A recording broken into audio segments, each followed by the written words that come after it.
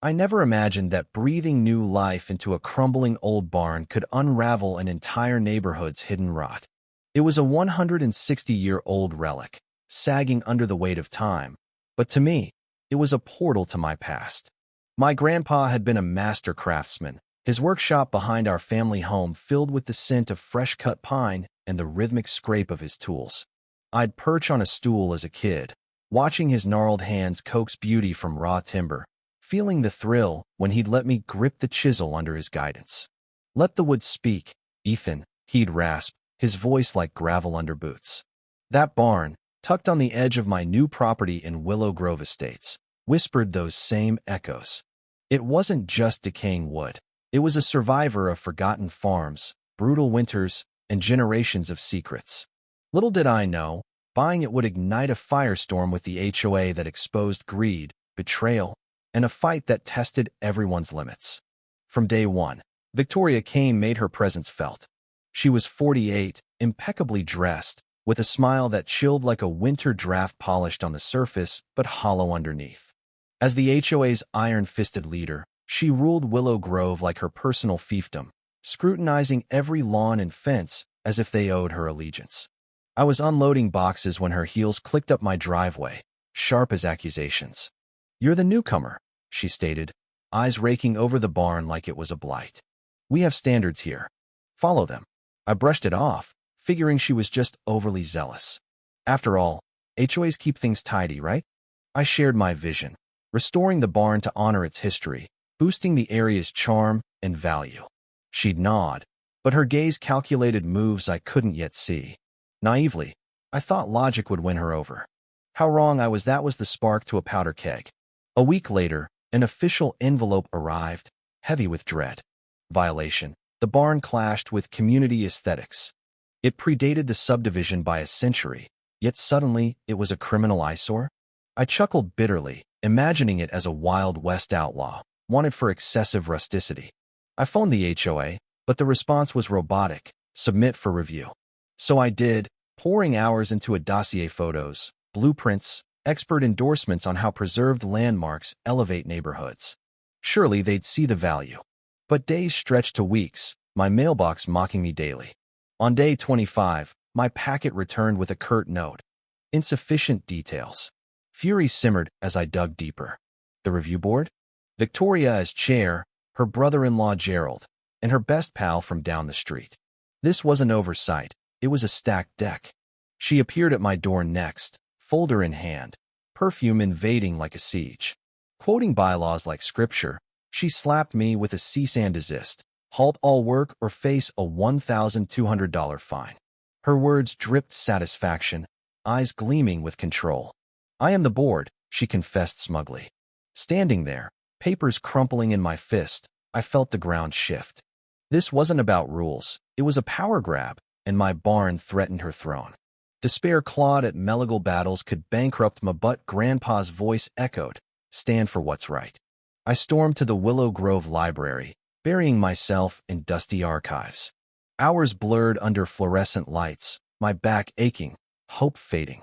Then, in a faded 1985 survey folder, jackpot.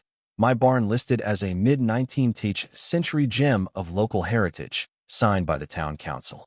State law-backed if legacy protection statute shielded such sites from HOA meddling, granting restoration rights without interference. My hands shook printing the proof.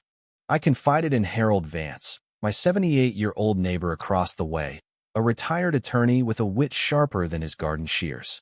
His eyes sparkled reviewing my finds. "Ethan, this trumps her empire. State law overrides petty tyrants." Reminiscing about a long-ago case where he toppled a developer eyeing a historic mill, he helped craft my assault. A formal declaration invoking the statute, filed days before the HOA meeting. Adrenaline surged. I finally had ammunition. The community hall buzzed with tension that night, folding chairs squeaking under fidgeting residents.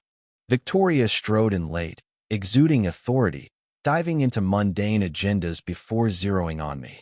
With photos and timelines, she painted my project as anarchy's harbinger, her voice rising dramatically, gesturing like a prosecutor in a witch trial. Eyes bored into me, whispers rippled. "When Benjamin Hayes, The HOA president asked for my defense. I rose, heart thundering. Laying out the heritage docs and law, I watched silence swallow the room. Victoria flushed crimson, sputtering denials. Technicality. You can't flout standards. But Benjamin pored over my evidence, questioning her omissions. Her facade cracked wild claims about deterioration, phantom permits until he recessed amid chaos. That night, sleep came easy, her unraveling replaying like sweet revenge. Dawn brought hammers ringing. Restoration resumed. But sirens shattered the peace mid-morning, 2 cruisers screeching in, lights flashing accusatorily. Officers eyed my dust-covered self, hammer in hand. Illegal construction complaint. Anonymous, of course, but Victoria watched from her yard, arms crossed, smirking triumphantly. Neighbors emerged, murmuring. The cops verified my papers, shaking heads at the waist. You're good, sir. As they drove off, her expression soured. But she doubled down, unleashing a violation blitzkrieg. Marcus Finch's corner shop sign, deemed 2 inches oversized after 12 years. Mrs.